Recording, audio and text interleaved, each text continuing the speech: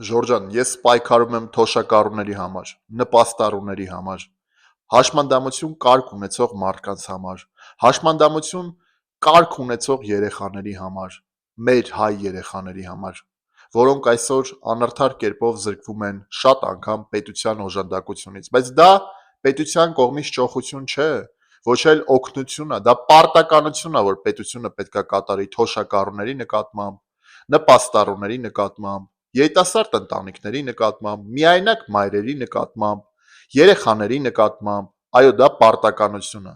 Ես որպես հանուն սոցիալական արդարության կուսակցության նախագահ Արման Ղուկասյանը մտել եմ քաղաքական դաշտ, որպեսզի ներկայացնեմ հայ մարդուն, հայ ժողովրդին, ոչ թե նեղ քաղաքական էլիտար խմբերի շահերը, սրա նրա փողերը, այլ հենց մարդու, սովորական հայ մարդու, ամեն օր աշխատող հայ մարդու, իր քրտինքով հացը վաստակող հայ մարդու շահերը քաղաքական դաշտում։ Ժորժան, վայրկյան անգամ չհուսահատվեք, հիշեք, որ մենք շատ ենք ու մենք ճիշտ ենք ու մենք հաստատ հասնելու ենք մեր բոլոր նպատակներին։